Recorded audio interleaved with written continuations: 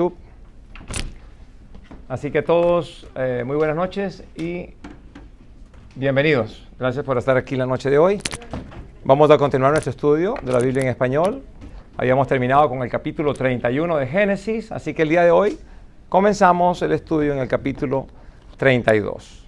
Con eso vamos a pedirle a Dios su bendición para comenzar el estudio de esta noche. Padre Santo, Señor, una vez más venimos a tu presencia en el nombre de Jesucristo. Te damos gracias, Padre Todopoderoso, por tu amor y tu misericordia.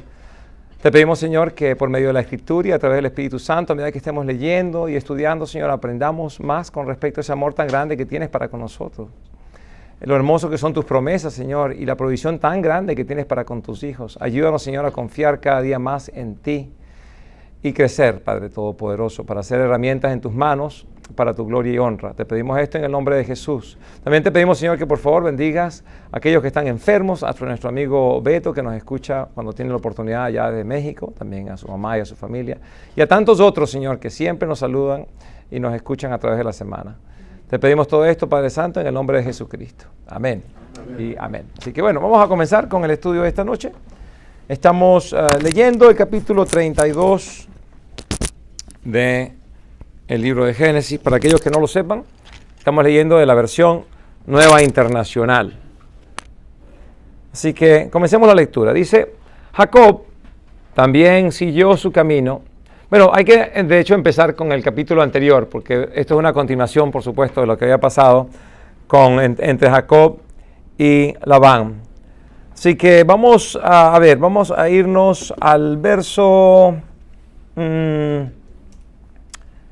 vámonos al verso 51 del capítulo 31 y vamos a procurar leer corrido, por lo menos hasta el verso 2 del capítulo 32.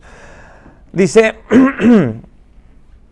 lo dice aquí Jacob, y les pido disculpas si todavía sigo un poco ronco de la semana pasada. Dice, mira este montón de piedras y la estela que he levantado entre nosotros, señaló Labán. Ambos serán testigos de que ni tú ni yo cruzaremos esta línea con el propósito de hacernos daños. Que el Dios de Abraham y el Dios de Nahor sean nuestro juez. Yo había dicho que en realidad lo había dicho Jacob, pero aquí nos aclara, esas palabras son de Labán. Ahora sí viene Jacob, dice, entonces Jacob juró por el Dios a quien temía su padre Isaac, y haciendo una distinción, por supuesto, del Dios que adoraba Labán. Versículo 54. Luego ofreció un sacrificio en lo alto de un monte e invitó a sus parientes a participar en la comida. Después de que todos comieron, pasaron la noche allí. A la madrugada del día siguiente, Labán se levantó, besó y bendijo a sus nietos y a sus hijas y regresó a su casa. Jacob también siguió su camino, pero unos ángeles de Dios salieron a su encuentro. Al verlos, exclamó, este es un campamento de Dios, o este es el campamento de Dios. Y por eso llamó ese lugar Mahanayim. La palabra Mahanayim en hebreo significan dos campamentos. A medida que estaba leyendo esto, pensaba, bueno, Jacob en realidad tiene para el momento un campamento.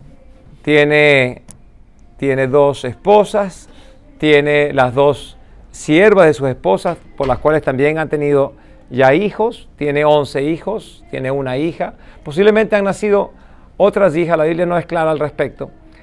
Y también tenemos, por supuesto, siervos y siervas, gran cantidad de ganado ha acumulado Jacobo. Ahora se está regresando, ¿a dónde? Bueno, se está regresando a la tierra prometida, donde Dios le había dicho, cuando él partió, que Dios lo iba a proteger para regresarle allí. Acompáñame, por favor, al capítulo 28, versículo 15 del capítulo 28 de Génesis. Dios ha hablado con Jacob. Dice de esta manera, yo estoy contigo, te protegeré por donde quiera que vayas y te traeré de vuelta a esta tierra. No te abandonaré hasta cumplir con todo lo que te he prometido. Qué hermosa esa promesa de Dios, ¿verdad? Que Dios va a estar con él. Eso fue en un sueño donde Dios se le reveló y habló con Jacob. Es la primera vez que Dios habla así directamente con Jacob. Ciertamente, hasta donde lo tenemos en la Biblia, pareciera ser la primera vez. Luego, él va a tener un sueño. Lo vemos en el capítulo 31, verso 13. Y en ese sueño, una vez más, Dios habla con Jacob y le dice, yo soy el Dios de Betel, donde ungiste una estela y me hiciste una promesa. Una vez que le dice quién es, le da instrucciones, le dice, vete ahora de esta tierra y vuelve a la tierra de tu origen. ¿Qué tierra es esa donde él estaba? Bueno, donde había ido a conseguir a Labán y a su familia, donde obtuvo sus esposas, donde ha trabajado durante 6 años, 20 años ha pasado él en esta tierra. Y él se va de allí porque recibe la instrucción de Dios. Regrésate a la tierra prometida, a la tierra donde yo te saqué. Ahora aquí está de regreso, está bastante cerca de llegar. No está del todo cerca, pero está bastante más cerca que antes. Y en el camino se le aparecen unos ángeles de Dios. A mí me pareció algo muy hermoso esto de que se le aparecieran ángeles. ¿Cuánto tiempo duró esa visión de los ángeles? La Biblia no nos dice. Pero ¿se acuerdan que también los ángeles se le aparecieron a los pastores antes, cuando aún no sabían ellos que Jesucristo había nacido, y le dicen, ahora vayan a Belén para que vean lo que aconteció?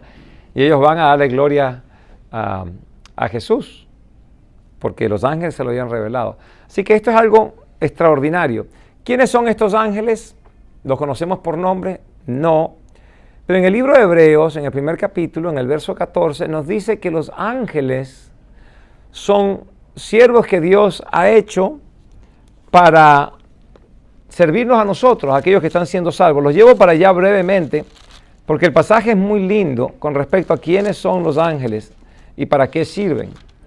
Yo he escuchado personas que dicen que ellos hablan con los ángeles. Eso, bíblicamente hablando, no veo por qué tienen que andar haciéndolo. Con hablar con Dios es más que suficiente en oración.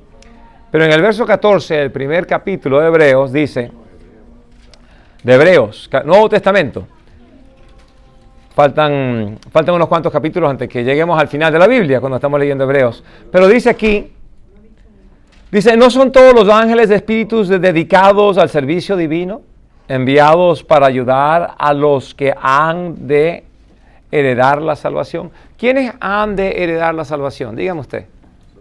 Nosotros. Así que los ángeles son criaturas de Dios, tienen una naturaleza diferente a la humana, pero sirven para ayudarnos a nosotros. Ahora, ¿usted tiene que pedirle a un ángel su ayuda? No, no tiene por qué. Son siervos de Dios para ayudarle. Y cuando hagan falta los ángeles a su alrededor, ahí Dios se los va a mandar. Usted no tiene que preocuparse por eso. Aquí Jacobo no estaba buscando ángeles y se los consiguió. ¿Cierto o falso?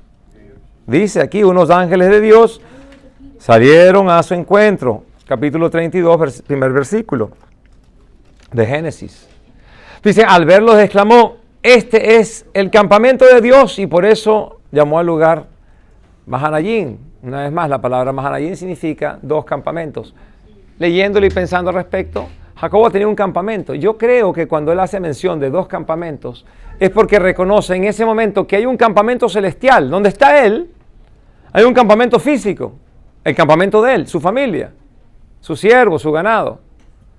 Pero acaba de recibir una visión de que existe un campamento celestial, también en su presencia, ahí donde están ellos. Eso debió haber sido para él gran consuelo, porque este hombre está regresándose a esa tierra donde en una oportunidad él le hizo trampa a Esaú, a su hermano, y Esaú había jurado que lo iba a matar. Él iba a consolar su espíritu luego de la muerte de Isaac, matando a su hermano. Ahora, acompáñeme al segundo libro de Reyes, Antiguo Testamento, segundo libro de Reyes, vamos a ver el capítulo 6. Algo similar a esto pasa en el segundo libro de Reyes, en el capítulo 6. Es una historia muy amena, bastante interesante.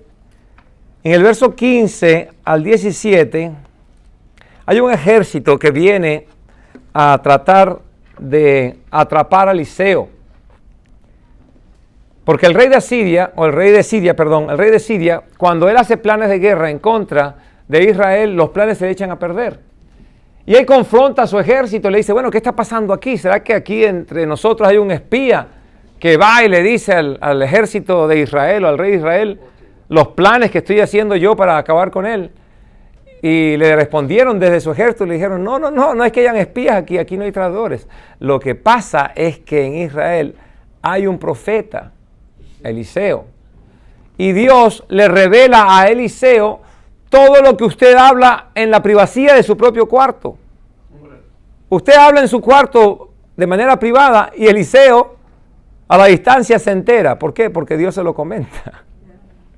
Entonces, dése cuenta, el rey de Siria dice, entonces vamos a mandar un ejército para atrapar a Eliseo. Aquí en el 6º capítulo de Segunda de Reyes, en versículo 15, dice, por la mañana cuando el criado del hombre de Dios, ahí estamos hablando de Eliseo, se levantó para salir, vio que un ejército con caballos y carros de combate rodeaban la ciudad. ¡Ay, mi señor!, exclamó el criado, ¿qué vamos a hacer? Y entonces el criado le responde, le dice, no tengas miedo, respondió Eliseo. Los que están con nosotros son más que con ellos, o que ellos. Los que están con nosotros. ¿Qué significa los que están con nosotros? A ver, dígame usted. Los ángeles. Los ángeles. Eliseo tenía una comunión tan hermosa con el Señor. Dios le había permitido a él ver el mundo espiritual a su alrededor. Él podía ver a los ángeles. Y entonces cuando el siervo mira a su alrededor que hay un ejército rodeándoles, está viendo un ejército físico. Caballos, carruajes, generales, soldados, armas, caballos, por supuesto. Y se atemoriza. Si usted viera un ejército que rodea su casa, póngase que usted vea de repente ahí a 2, 3 escuadrones de la policía ahí rodeando su casa con armas sacadas a la puerta y las luces de las patrullas al frente. ¿Se asusta usted un poquito, sí o no? Vamos a ser francos, lo más seguro es que sí se asusta, aunque sea un poquito. Pero si usted es un hombre o una mujer llena del Espíritu Santo que logra ver, discernir el mundo espiritual y que cuando ve las luces de los policías y ve los policías, pero al lado de los policías usted ve unos ángeles celestiales así parados al lado de ellos. Pero de hecho a la puerta de la casa, como que si ellos fueran a disparar, tendrían que disparar a través de estos ángeles. ¿Se asustara usted, sí o no?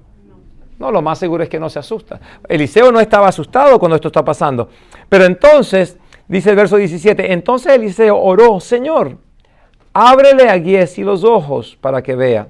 El Señor así lo hizo. Y el criado, vio que la colina estaba llena de caballos y de carros de fuego alrededor de Eliseo.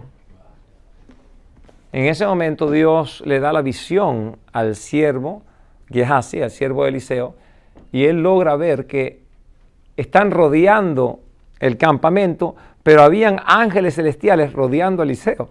Por eso Eliseo no se preocupa. Él se agarra y se asoma y ve un ejército y dice, ¿qué pueden estos contra los ángeles que están alrededor mío?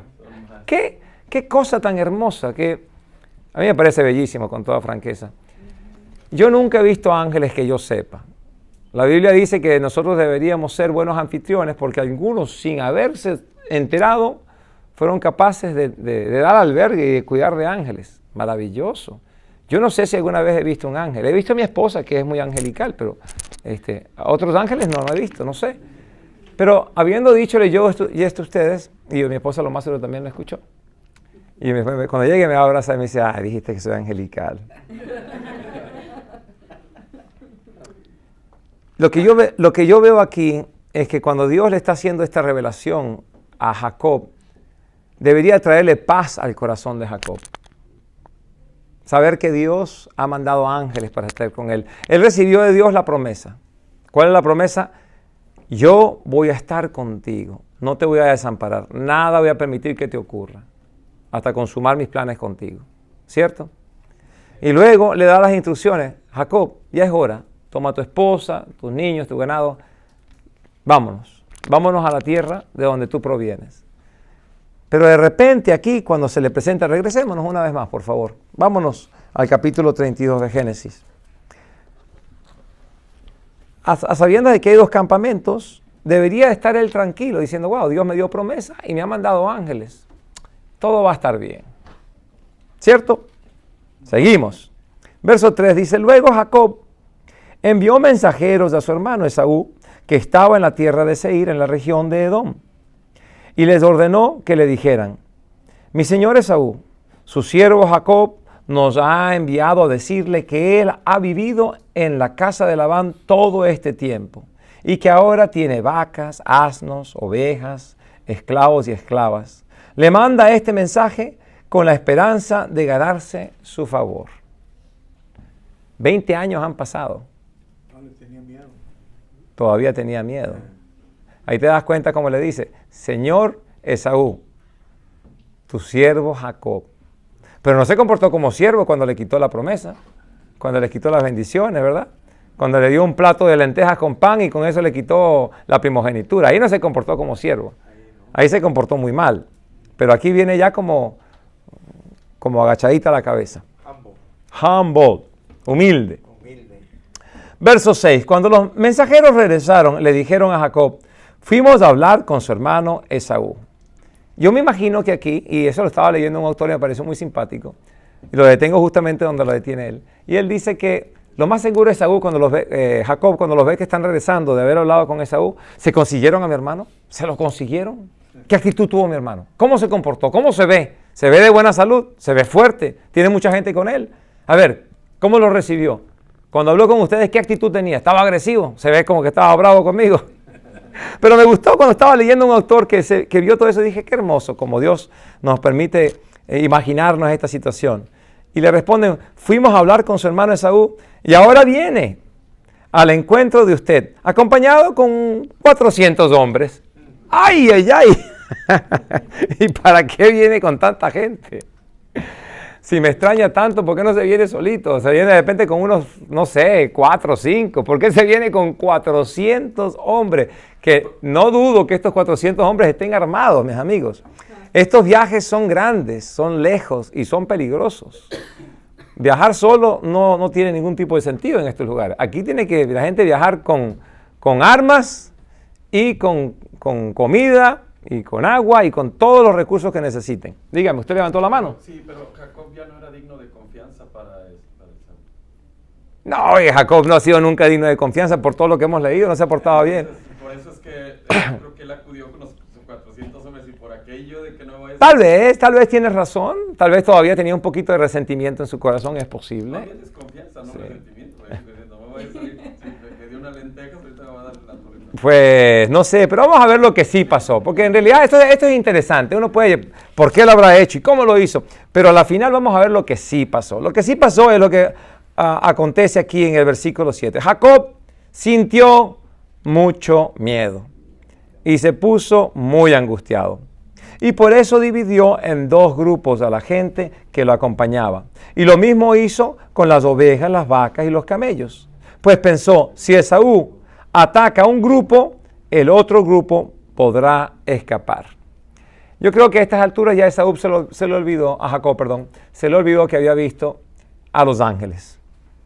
Y creo que también se le olvidó la promesa que Dios le dijo, te voy a cuidar. Creo. Pero yo también no quiero juzgar de una manera muy fuerte a Jacob.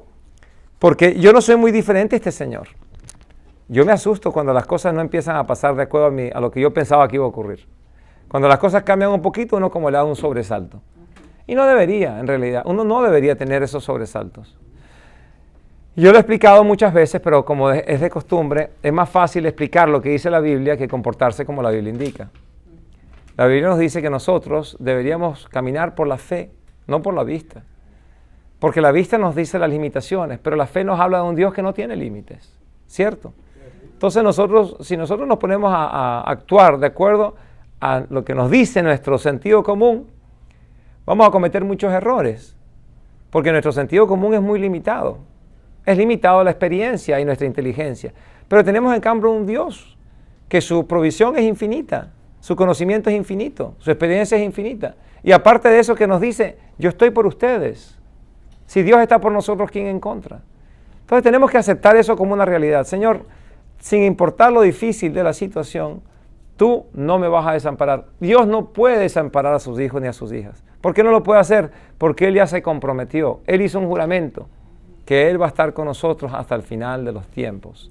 Hay otro juramento muy hermoso, una promesa en el libro de Romanos que dice que Dios va a permitir que todas las cosas obren para bien de aquel que le ama y está llamado de acuerdo a su propósito, el propósito de Dios. ¿Y qué propósito es ese? Conformar en sus hijos, en nosotros, el carácter de Cristo. Así que hasta las dificultades que Dios permite que nosotros pasemos, son con un propósito, y no es un propósito malo. En realidad es el propósito de hacernos cada día más a la imagen de Jesús. Y últimamente, cuando estemos en la presencia del Señor, vamos a hacer exactamente como Jesús, sin ser Dios, por supuesto, porque Jesús es Dios. Bueno, continuamos leyendo entonces aquí, luego del susto y el sobresalto del pobre muchacho bien angustiado. Dividió su campamento pensando, bueno, si mata a un grupo no mata al otro, se escapa por lo menos la mitad del campamento. Verso 9 dice, entonces Jacob se puso a orar, a buena hora se puso a orar Jacob. ¿Por qué no oró antes? ¿No le ha pasado esto a usted?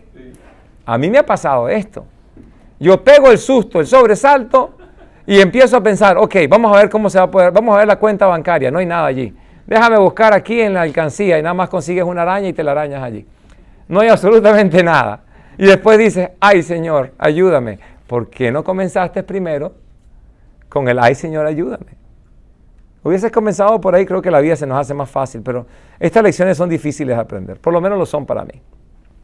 Entonces Jacob se puso a orar, Señor Dios, de mi abuelo Abraham y de mi padre Isaac, que me dijiste que regresaría a mi tierra y a mis familiares y que me harías prosperar. Mira, le está recordando a Dios lo que Dios le había dicho. Pero por un lado, también, que está bien que haga eso, pero por otro lado está equivocado, porque él dice, tú eres el Dios de mi abuelo y el Dios de mi papá. Oye, pero a estas alturas ya debería ser tu Dios también. Ya debería ser tu Dios también. La gente a veces habla de esa manera. Pues es que mi papá y mi mamá tienen mucha fe, así que les pido que oren por mí, pero tú también deberías tener fe. A mí me ha venido gente aquí diciendo, pues John Paul, por favor, ora por mí. Le digo, bueno, vamos a orar. No, tú ora por mí. Pero ¿por qué tú no oras? Dice, no, es que tú tienes un teléfono con línea más directa que yo. No, señores, ¿a quién se le ocurre? Eso es una mentira, eso es un error grave de ellos. Nadie tiene un teléfono con mayor o menor distancia a Dios si esa persona tiene a Jesucristo como Señor y Salvador. Porque nuestra línea con Dios por medio de Jesús es una línea directa. Así que simplemente en el nombre de Jesús levantamos nuestras plegarias, Dios la va a escuchar. Claro, le pedimos a otra gente que ore por nosotros porque eso lo dice también la Biblia. Pero no es que esa persona, a menos que usted se esté portando mal, eso sí, si usted se está portando mal, entonces dígale, oye, ora por mí porque yo me estoy portando malísimo, que Dios me perdone y me ayude. Pero aquí, verso 10 dice, realmente yo, tu siervo, no soy digno de la bondad y la fidelidad con la que me has privilegiado. Cuando crucé el río Jordán, o este río Jordán, no tenía más que mi bastón, pero ahora he llegado a formar 2 campamentos. Cierto, cuando él cruzó, él nada más cargaba consigo su bastón. Y ahora, en realidad él tiene 2 campamentos porque le da la gana. Porque él muy bien pudiese tener un solo campamento grande. Pero él lo dividió en 2 campamentos. ¿Por qué? Por miedo. Pensando, matan a uno, no matan al otro. No tenía que haber hecho eso. Antes de hacer cualquier división, tenía que haber venido en oración y dice, Señor, tú me prometiste que me ibas a cuidar. Si me cuidas a mí, vas a tener que cuidar a mi familia también. Así que seguimos adelante y vamos a ver qué es lo que me va a decir Esaú. Pero así como Dios me protegiste con respecto a Labán, que cuando Labán regresó dijo, oye, tuve un sueño con Dios, me habló y no te puedo ni decir bien ni decir mal. No puedo hacer nada en contra tuya. Bueno, era suficiente. Señor, háblate con Esaú, que me viene al encuentro, que viene con 400 hombres. Lo que es la fe. Hubiese sido bien interesante lo que hubiese pasado si él hubiese actuado de esa manera.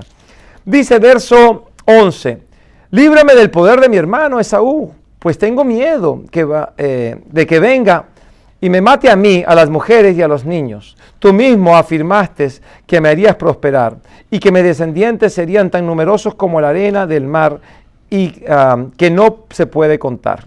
Jacob pasó la noche en aquel lugar.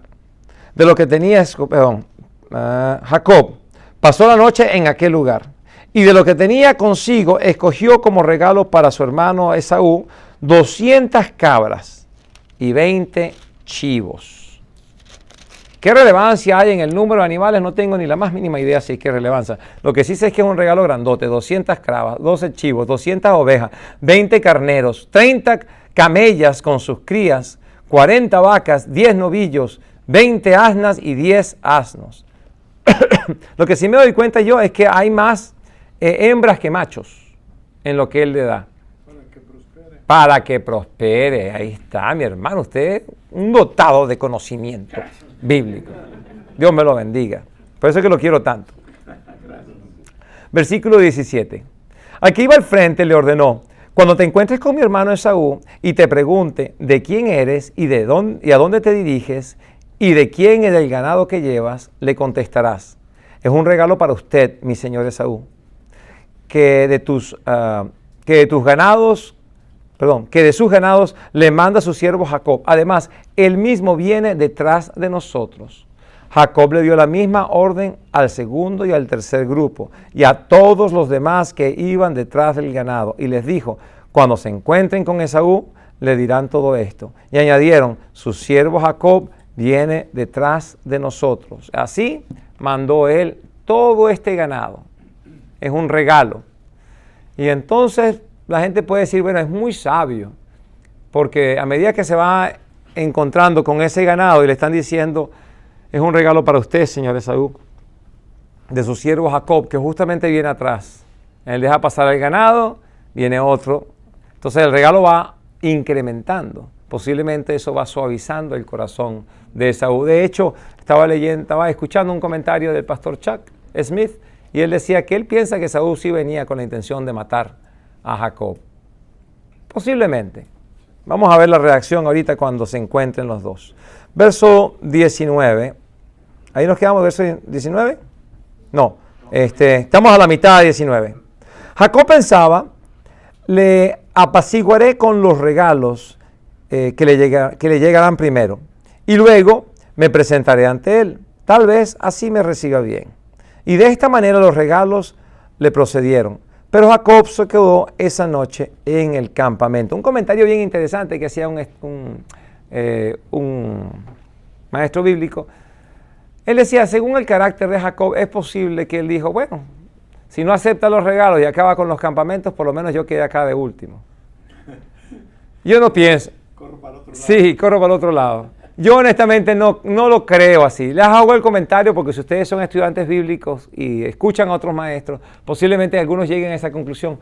Yo no lo veo así. ¿Por qué se quedó atrás? Yo creo porque de repente está pensando, pienso yo, si toda mi familia y todos los regalos y todo se va por delante y él sigue buscándome a mí, me consigue a mí solo aquí. Y si quiere acabar conmigo, bueno, acaba conmigo. Pero lo más seguro es que va a poder perdonar a las mujeres y a los niños. Porque últimamente a uno lo que más le tiene que importar es su familia, más que uno mismo, ¿no? Pero acuérdense, él tuvo ya visión de ángeles y Dios mismo le había dicho que se iba a encargar de cuidarlo a él. Y él todavía no ha llegado a la tierra prometida. Y esa fue la promesa que Dios le había dado. Versículo 22 dice: aquella misma noche Jacob se levantó, tomó sus 2 esposas, sus 2 esclavas y sus 11 hijos y cruzó el vado del río Yabok. Interesante, ¿no? Él se llama Jacob y el río se llama Yabok. Suena parecido, pero no es igual. En hebreo, Yabok significa vaciar. Y entre los comentaristas dicen que hay algo muy hermoso allí, porque en realidad va a tener que vaciarse de todas sus... se vacía de todas sus pertenencias, se vació de sus esposas y sus hijos, se quedó solo, se quedó totalmente vacío en ese lugar, esa noche. Una vez que lo habían cruzado, hizo pasar también todas sus posesiones y quedóse solo. Entonces un hombre luchó con él hasta el amanecer. Cuando ese hombre se dio cuenta de que no podía vencer a Jacob, lo tocó en la coyuntura de la cadera y ésta se le dislocó mientras luchaban. Entonces el hombre le dijo: suéltame, que ya está por amanecer. No te soltaré hasta que me bendigas, respondió Jacob. ¿Cómo te llamas?, le preguntó el hombre. Y respondió Jacob: me llamo Jacob. Y entonces el hombre le dijo: ya no te llamarás Jacob, sino Israel, porque has luchado con Dios y con los hombres y has vencido. ¿Y tú cómo te llamas?, le preguntó Jacob. ¿Por qué preguntas cómo me llamo?, le respondió el hombre. Y en ese mismo lugar lo bendijo. Jacob llamó a ese lugar Panuel, porque dijo: he visto a Dios cara a cara y todavía sigo con vida. Cruzaba Jacob por el lugar llamado Penuel cuando salió el sol. A causa de su cadera dislocada, iba rengueando. Y por esta razón, los israelitas no comen el tendón que está en la coyuntura de la cadera, porque Jacob se le tocó en dicho tendón. Bueno, vamos a comenzar aquí con lo que está terminando. Debido a lo que ocurrió aquí, los israelitas simplemente no comen esa parte de los sacrificios, en el caso de ya sea un borrego, un chivo, no se comen esa parte en particular, simplemente porque se acuerdan.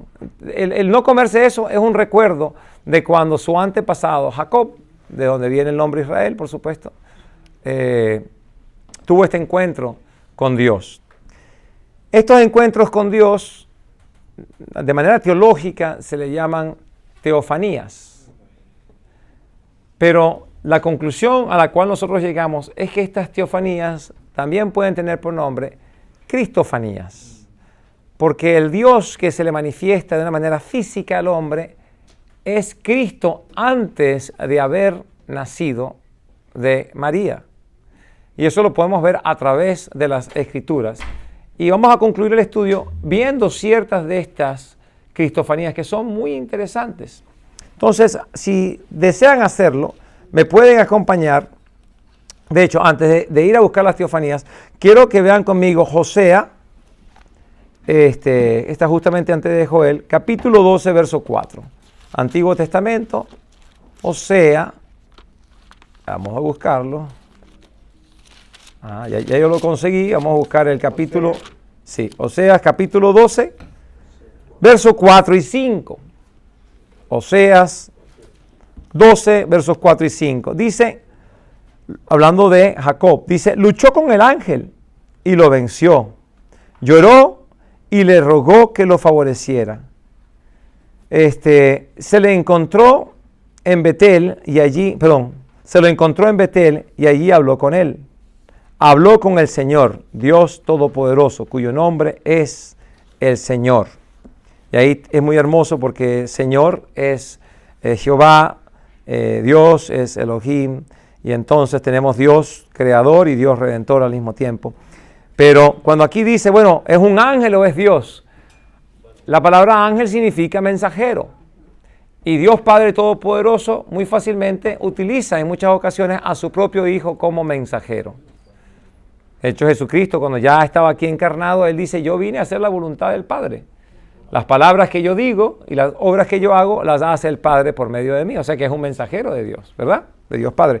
Así que vámonos al Génesis capítulo 3.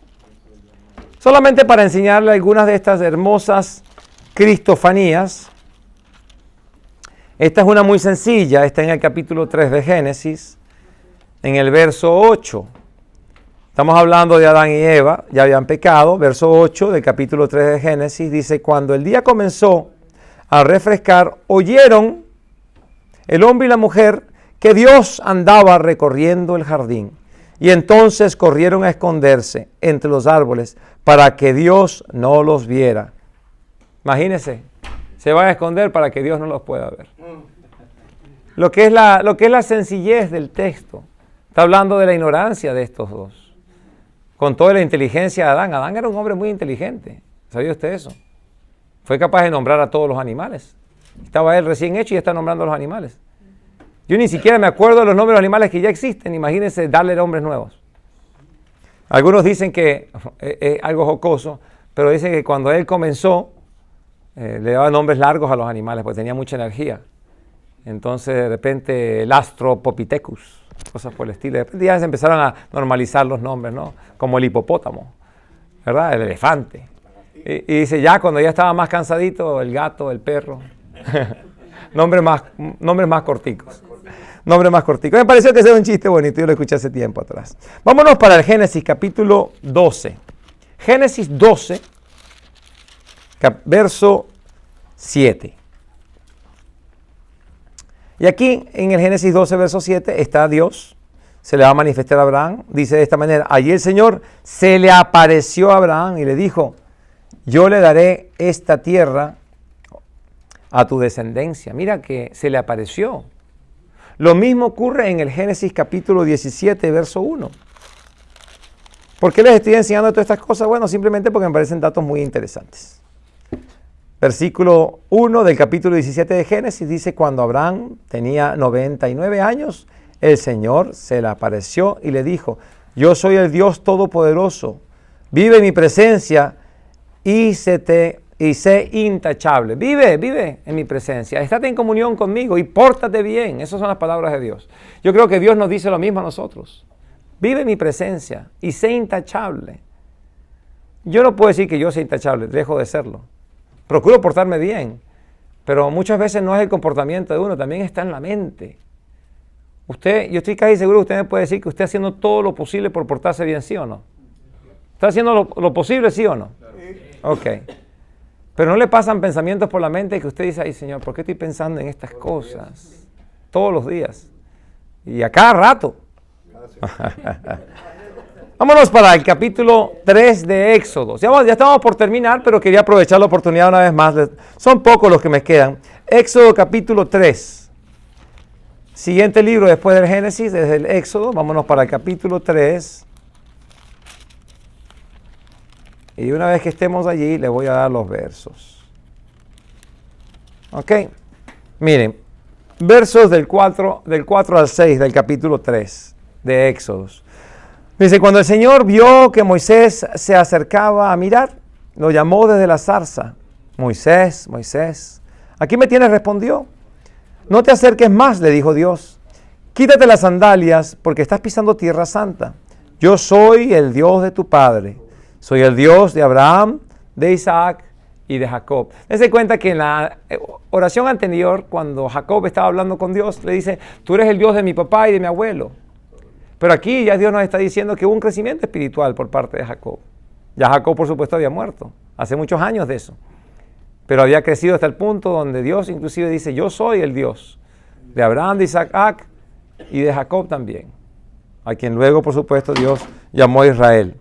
Usted puede decir, bueno, pero esto se manifestó ahí como si fuera fuego. ¿Por qué necesariamente vamos a pensar que eso es una manifestación de Jesucristo? Bueno, Éxodo 24 nos va a dar la respuesta. Éxodo 24, versos 9 y 10. Porque acuérdese, aquí decía, yo soy el Dios, le dijo, quítate las sandalias porque estás pisando tierra santa, ¿cierto? Bueno, en el 24, de hecho no va a ser en el 24, lo voy a llevar de una vez, lo voy a llevar a Josué, capítulo 5, porque ahí está la respuesta de lo que le estoy diciendo. ¿Por qué decimos que esto es también una cristofanía? Vámonos a Josué, capítulo 5. Del último regresamos a Éxodo y con eso terminamos. Josué, capítulo 5, verso 13 al 15. Mira lo que dice. Cierto día Josué, que acampaba cerca de Jericó, levantó la vista y vio a un hombre de pie frente a él. Espada en mano, Josué se le acercó y le preguntó, ¿es usted de los nuestros o del enemigo? De ninguno, respondió. Me presento ante ti como comandante del ejército del Señor. Entonces Josué se postró de rostro en la tierra y le preguntó, ¿qué órdenes trae usted, mi señor, para este siervo suyo? Y el comandante del ejército del Señor le contestó, quítate las sandalias de los pies, porque el lugar que pisas es sagrado. Yo llego a la conclusión que el verso anterior que leímos en Éxodo era una cristofanía, porque son las mismas instrucciones. Yo creo que lo que hacía sagrado el lugar no era la zarza. En muchas oportunidades la gente puede haber pasado cerca de esa zarza sin ningún problema. Pero es sagrado precisamente por la presencia de Dios en ese momento allí. Y aquí le está diciendo, quítate las sandalias, de igual manera como se lo había dicho a Moisés. Porque ese lugar en ese momento, ya que los pies del comandante estaban ahí en la tierra, ese lugar se había vuelto santo. Y este hombre tenía que quitarse las sandalias, reconociendo eso.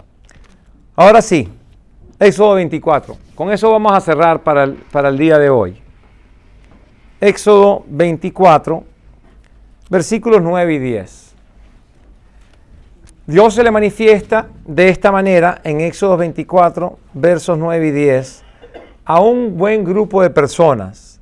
Verso 9 dice, Moisés y Aarón, Nadab y Abiú, y los 70 ancianos de Israel subieron y vieron al Dios de Israel.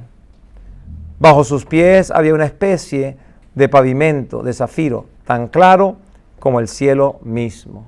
¿Qué tal les parece? ¿A quién vieron? Dios. Al Dios de Israel. Pero Jesucristo nos dice luego que ningún hombre ha visto a Dios. Bueno, se refiere al Dios Padre, por cuanto es espíritu y nadie lo ha visto. Pero Él sí se le haya manifestado a varios grupos de personas a través de la historia. Entonces, al Dios Padre aún ningún ser humano jamás ha visto. ¿Será que lo veremos cuando estemos en cuerpos celestiales? Posiblemente. Yo no le puedo entrar en detalle, tal vez no. Pero podemos tener una relación perfecta con Jesús, a quien sí vamos a ver. Pedro nos dice, al Jesús, a quien no han visto, le aman. Y aunque no lo han visto, en Él creen. ¿Usted cree en Jesús? ¿Lo ha visto? Pero lo ama. Amén. Eso debería ser suficiente para nosotros tener confianza de que Dios nunca nos va a desamparar. Usted está pasando por un momento difícil. Yo sé que mi amigo Beto está pasando por momentos muy difíciles. Pero Beto sabe muy bien que el Señor nunca lo ha desamparado y que nunca lo va a desamparar. Y Beto, aunque para mí es especial, en comparación con ustedes, no es especial. Porque ante el Señor no hay favoritos, todos somos iguales. Así que vamos a orar, damos gracias a Dios por su palabra. Padre Santo, Señor, te damos gracias una vez más por tu amor y misericordia, por tu palabra que es tan bella, Señor. Ayúdanos, Señor, a siempre estar recordando esa promesa de que tú nunca nos vas a desamparar. No solamente eso, Señor, que tu Espíritu Santo vive y reina en nosotros, formando el carácter de Cristo día con día, santificándonos, Señor. Te pedimos, Señor, que ese proceso jamás sea interrumpido por nosotros mismos cuando nos portamos mal. Ayúdanos, Señor, a que nos portemos bien y que con humildad seamos obedientes en todo. Bendice, Señor, la palabra que se compartió, que tú seas glorificado y que esa palabra consiga cabida en nuestros corazones. También te pedimos, Señor, por el alimento que ha sido traído para el día de hoy. Bendícelo en el nombre de Jesús. Amén. Dios los bendiga y hasta el próximo estudio. Y a ustedes también Dios me los bendiga.